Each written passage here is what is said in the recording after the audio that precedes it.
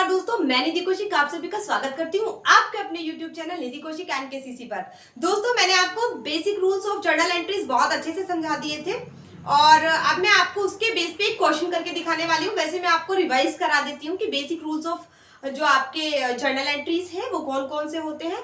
हमने हिंदी इंग्लिश दोनों में पढ़ लिया था उसको। नंबर 1 होता है आपका पर्सनल अकाउंट और नंबर 2 होता है आपका रियल अकाउंट और नंबर 3 होता है आपका नॉमिनल अकाउंट। तो जो आपका पर्सनल अकाउंट होता है उसमें व्यक्तिगत लेन देन ट्रांजैक्शंस उसके अंदर काउंट किए जाते हैं एंड जो व्यक्ति या फिर कोई पर्सन है वो वस्तु को ले रहा होता है, किसी चीज को ले रहा होता है, ठीक है ना, एक्सेप्ट करता है किसी चीज को, वो डेबिट होता है। एंड जो चीज कोई मतलब देने वाला व्यक्ति क्या होता है, क्रेडिट, एंड लेने वाला व्यक्ति क्या होता है, डेबिट। देन आपका आता है आगे रियल अकाउंट। रियल अकाउंट के अंदर आपके एसेट्स काउंट होते हैं। तो एसेट्स की बात करें तो बिजनेस के अंदर कोई भी एसेट्स आई है तो वो डेबिट होती है एंड अगर वो जा रही है तो वो क्रेडिट होती है। नेक्स्ट आता है आपका क्या, नॉमिनल अकाउंट। नॉमिनल अकाउंट में क्या हुआ था आपका कि नॉमिनल अकाउंट के अंदर जितने भी आपके प्रॉफिट एंड इनकम्स होती हैं वो क्रेडिट होती हैं, जितने भी लॉसेस और आपके जो एक्सपेंसेस होते हैं वो सब डेबिट होते हैं। तो इन्हीं, और मैंने बोला था जो ऑर्डर करी गई चीज होती है वो जर्नल एंट्रीज में नहीं लिखी जाती है। और मैंने ये बोला था किसी भी एंगल से कैश आता है तो डेबिट और किसी भी एंगल से कैश जाता है तो क्रेडिट। ये मैंने आप लोगों को बता दिया था। इसी बेस पे हम क्वेश्चन करेंगे। मैं आपको बता देती हूँ, आपको एक क्वेश्चन यहाँ पर दिख जाएगा। आपको एक क्वेश्चन है जो आपके यहाँ पर बोर्ड पर दिख जाएगा। आप बहुत अच्छे से इस क्वेश्चन को रीड कर लो, फिर मैं उस क्वेश्चन को आपकी बुक से जो है देख करके इसका सॉल्यूशन करा देती हूँ। तो आप सबसे पहले क्वेश्चन को रीड कर लो।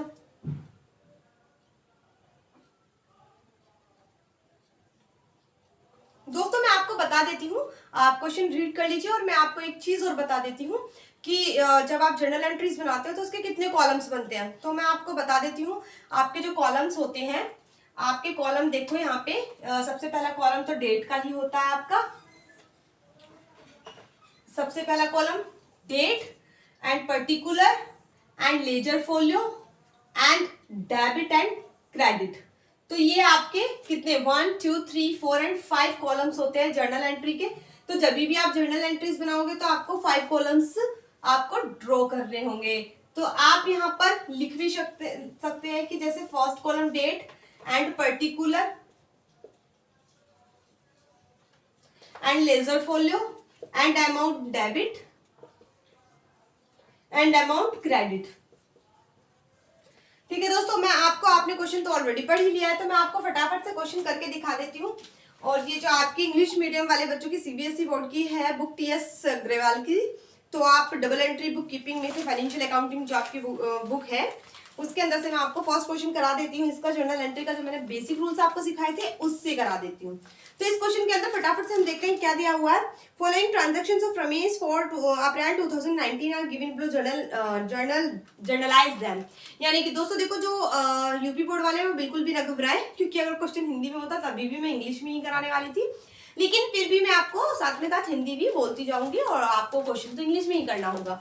तो मैं आपको बता दूं कि 2019 अप्रैल 1 को, ये तो आपको पता ही है कि 2019 है, तो अप्रैल 1 को आपका क्या लेन देन हुआ है कि Ramesh started business with cash. तो जब भी आपका जो बिजनेस स्टार्ट होता है उसकी एंट्री, क्योंकि आप बिजनेस को जब स्टार्ट करते हो तो उसमें अच्छा खासा मोटा पैसा लगाना होता है। और मैंने कहा था बिजनेस के अंदर, व्यापार के अंदर अगर आपका पैसा आता है तो आप उसको क्या करते हो, कैश को डेबिट करते हो। तो सेम ऐसे ही मैं यहाँ कर दूंगी, cash account debit to share capital account. बच्चों में नरेशन में वो डाला जाता है कि वो ट्रांजैक्शन किस सब्जेक्ट पे हुआ है, यानी कि क्या ट्रांजैक्शन है उसको उसमें लिखा जाता है। आपके इसमें मैं एक लिख के बता देती हूँ, बाकी आप खुद लिख ही लेंगे। आपको लिखने का तरीका होता है बीइंग बिजनेस स्टार्ट, ऐसे लिख दो, बीइंग बिजनेस स्टार्टेड। ओके, तो ये आपकी नरेशन हो गई। अब आती है आपकी 2 अप्रैल को। तो 2 अप्रैल को जो आपकी एंट्री बनेगी वो बनेगी पेड इनटू बैंक। देखिए, बैंक में पे किया है। तो आप हमेशा याद रखना, जब भी आप पैसा बैंक में जमा करते हो तो आपकी एंट्री बनती है बैंक अकाउंट डेबिट। क्योंकि आप एक बात बताइए, आपका बैंक में पैसा जा रहा है और मिल किसको रहा है, बैंक को, तो बैंक को डेबिट कर दीजिए। क्या मिल रहा है, कैश। तो जो दूसरा ट्रांजेक्शन है उसको, मतलब जो ट्रांजेक्शन से संबंधित दूसरी है आपकी कैटेगरी, उसको यहाँ पे क्रेडिट कर दीजिए। ऐसे ही यहाँ पे लिखा हुआ है कि पेड इनटू बैंक, तो बैंक में पे किया है तो इसकी एंट्री बन जाएगी bank account debit to cash account. तो दोस्तों इसकी नरेशन आप, ओके। नेक्स्ट आ जाता है आपका बोट गुड्स फॉर कैश, यानी कि परचेज किया है, खरीदी है, बुक्स खरीदी है, वो भी फॉर कैश। क्या? नगद बुक खरीदी है। तो आपकी क्या हो जाएगी, जब भी आप कुछ खरीदते हो तो खरीदना डेबिट में आ जाएगा। क्यों आ जाएगा? क्योंकि कुछ खरीदने से आपके पास से जा रहा है पैसा, और जब आपके पास से कैश जा रहा होता है तो आप उसको करते हैं क्रेडिट। तो कैश जा रहा है ना, परचेज करने से जा रहा है, तो इसलिए परचेज हो गया आपका डेबिट। परचेज क्या हो गया? Debit to cash account.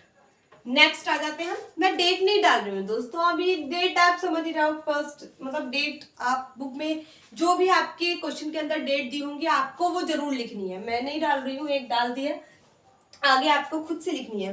Next है due cash from bank for office use. जब भी आप बैंक में पैसा डालते हैं तो बैंक अकाउंट डेबिट होता है, क्योंकि बैंक के पास पैसा जा रहा है। और जब भी आप बैंक से पैसा निकाल रहे हैं तो बैंक क्रेडिट हो जाता है। कैसे हो जाता है? तो यहां लिख दीजिए cash account debit to bank account. ठीक है। अब नेक्स्ट आते हैं हम, क्या कहना चाह रहा है नेक्स्ट कि sold good from sold goods to Krishna. दोस्तों इसके अंदर लिखा है सोल्ड गुड, माल बेचा कृष्णा को, लेकिन कहीं भी नहीं लिखा कि कैश में बेचा है। कहीं भी ये नहीं लिखा है कि कैश में बेचा है। तो इसका मतलब क्या है, जब भी आपको आ जाए कि सोल्ड गुड तो समझ लो नगद बिका है। लेकिन अगर आपको आ जाए कि सोल्ड गुड टू कृष्णा, यानी कि कृष्णा को माल बेचा है आपने, तो इसका मतलब है कि उधार बेचा है। और जब हम उधार बेचते हैं तो वहां पर कैश नहीं लिखा जाता। जब हम उधारी माल खरीदते हैं या बेचते हैं तो वहां पर कैश नहीं लिखते हैं, संबंधित व्यक्ति का नाम लिखते हैं, उस पर्सन का नाम लिखते हैं जिसने खरीदा या फिर बेचा है। तो यहाँ पर आ जाएगा आपका किसको बेचा है? कृष्णा को। और मैंने आपको पर्सनल अकाउंट में एक बात बताई थी, पाने वाला कौन है? कृष्णा। तो ये पर्सनल अकाउंट का जो है, पर्सनल अकाउंट में काउंट होगा ये। तो Krishna's account debit to sale. ठीक है। अब मैं यहाँ पे एपोस्ट्रोफी एस क्यों लगाया दोस्तों, जब भी हम किसी व्यक्ति का नाम लिखते हैं तो उसके सामने अकाउंट नहीं शो करते हैं। अगर आपको अकाउंट शो करना है तो आप अपोस्ट्रोफी एस लगा करके शो करेंगे। अब नेक्स्ट आ जाइए कृष्णा रिटर्न गुड। अब कृष्णा ने माल को वापस कर दिया। तो जब भी एक बात बताइए, जब आप सेल करते हो तो आप आते हो क्रेडिट में, मतलब क्रेडिट में सेल आता है। लेकिन अगर सेल रिटर्न हो रही है तो सेल रिटर्न आती है डेबिट में। Sales return account debit to किसने? कृष्णा ने दिया है। कृष्णा को जब माल मिल रहा था तो कृष्णा डेबिट हो गया, क्योंकि पाने वाला व्यक्ति था। कृष्णा देने वाला हो गया, वापस रिटर्न करने वाला। नेक्स्ट आ जाइए आप, receive from Krishna allowed his discount. देखिए ऐसा है कि इसके अंदर जो अमाउंट है, कृष्णा को जो हमने माल बेचा है, मतलब कृष्णा को हमने माल बेचा था कितने का, पहले मैं इनके सबके अमाउंट लिख देती हूँ। यहाँ पर जो अमाउंट है वो है 1 लाख। इस तरीके से शो करते हैं हम अमाउंट्स को। नेक्स्ट जो हमारी सेकंड एंट्री थी उसका है 20,000। क्या है? 20,000। नेक्स्ट जो हमने मतलब ऑफिस यूज के लिए निकाला था, नहीं हमने फिर परचेज किया था, तो परचेज करी अमाउंट कितनी है? 50,000।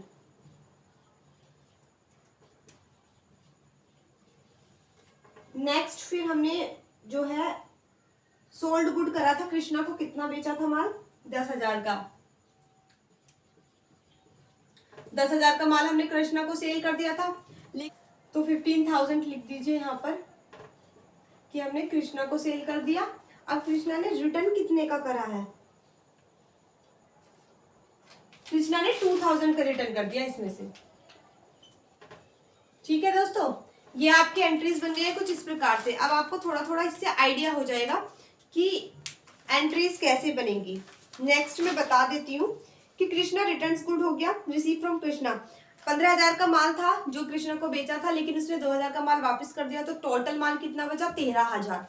उस 13,000 में से उसने पे कर दिया है 12,500। कितना पे कर दिया? 12,500। अगर आप लोग एक बार इसका स्क्रीनशॉट ले लेते हैं तो मैं ऊपर उस क्वेश्चन को, बचे क्वेश्चन को कंप्लीट कर देती हूँ। ठीक है दोस्तों, आपने कर लिया होगा। अब मैं आपको बता दूं, यहाँ पे बोला है इसने रिसीव फ्रॉम कृष्णा, यानी कि कृष्णा से कितना अमाउंट प्राप्त हुआ है। अब एक बात बताओ, इसके अंदर बिजनेस के अंदर क्या आ रहा है, कैश आ रहा है, तो कैश को कर देंगे डेबिट। और कौन दे रहा है, कृष्णा दे रहा है। आपको नई चीज सीखने को मिलेगी इस वाली एंट्री में। तो कितना कितना रुपया दे रहा है वो दे रहा है 12,500 रुपए। कितने दे रहा है, 12,500। लेकिन कृष्णा को देने कितने चाहिए थे, 13,000 निकल रहे थे। 15,000 का माल बेचा था, 2,000 का उसने रिटर्न कर दिया, टोटल बचा 13,000। 13,000 में से वो 12,500 ही दे रहा है। तो इसका मतलब कितने की कमी है, 500 रुपए की। तो इसका मतलब ये होता है कि आपको जो बचा अमाउंट होता है वो होता है डिस्काउंट। और दोस्तों एक बात याद रखना, जहां कैश होता है वहीं पर डिस्काउंट की एंट्री होती है। जैसे कि कैश अगर डेबिट है तो डिस्काउंट भी डेबिट होगा। ठीक है दोस्तों, ये नई चीज आपको यहाँ पे सीखने को मिली है। नेक्स्ट आ जाओ पेड कैश टू, नेक्स्ट आ जाओ cash cell for the month, यानी कि उस मंथ की सेलिंग कितनी हुई है। सेल करने से आपको क्या मिल रहा है दोस्तों, कैश मिल रहा है। और जब भी आपको कैश मिलता है तो आप कैश को क्या कर देते हैं, डेबिट। जब भी आपको कैश मिलता है तो आप कैश को कर देते हैं डेबिट। और किस चीज के थ्रू मिल रहा है, सेलिंग के थ्रू। तो कितना रुपया मिल रहा है सेलिंग के थ्रू आपको, 80,000। आपको 80,000 रुपीज यहाँ पर मिल रहे हैं। नेक्स्ट आ जाइए paid rent and paid salary. तो पेड रेंट कितना, अब एक बात बताइए, मैंने आपको बोला था कि जितने भी आपके जो एक्सपेंसेस होंगे वो कहाँ लिखे जाते हैं, वो डेबिट में लिखे जाते हैं। तो डेबिट में लिख दो रेंट अकाउंट डेबिट। रेंट कैसे दे रहे हो, कैश में। Next salary, salary account debit to cash. अब मैंने रेंट और सैलरी को डेबिट में क्यों लिखा है दोस्तों, क्योंकि रेंट हमने दिया है तो ये हमारा एक्सपेंस है, सैलरी हमने दी है तो ये हमारा एक्सपेंस है। जब भी आपके एक्सपेंसेस और लॉसेस होते हैं तो हम उसको डेबिट में डालते हैं। एंड अगर आपकी कोई इनकम और आपकी कोई जो है इनकम हो रही है, या फिर कोई प्रॉफिट हो रहा है, या फिर कोई आपकी किसी भी तरीके से अर्निंग हो रही है, रिसीविंग हो रही है, तो वो आपकी क्रेडिट होती है। तो दोस्तों आई होप मैं आपको ये चीज बहुत अच्छे से समझा पाई हूँ। और मैं आपको बता दूं, इसकी जो भी 5-6 हजार या 10,000 अमाउंट है आप वहां पर डाल सकते हैं। अमाउंट तो आप इजीली अब डाल ही लेंगे। तो दोस्तों मैं उम्मीद करती हूँ कि आप लोगों को बहुत अच्छे से जर्नल एंट्री की जो मैंने क्वेश्चन किया है वो बहुत अच्छे से समझ में आएगा। मतलब हिंदी वाले बच्चों को भी और इंग्लिश वाले बच्चों को भी। अगर आपको ये वीडियो अच्छी लगी तो मैं आपके सामने जर्नल एंट्री की ही जीएसटी वाला पोर्शन लेकर के आऊंगी, उसको अच्छे से समझाऊंगी। अगर आपको ये वीडियो अच्छी लगी है तो आप लाइक शेयर एंड सब्सक्राइब करके मेरा उत्साहवर्धन कर सकते हैं। एंड जिन बच्चों को अकाउंट के बच्चों को जरूरत है अच्छे से एकदम बेसिक से करने की, तो उस बच्चे तक आप ये वीडियो जरूर शेयर कर सकते हैं। And thanks for watching.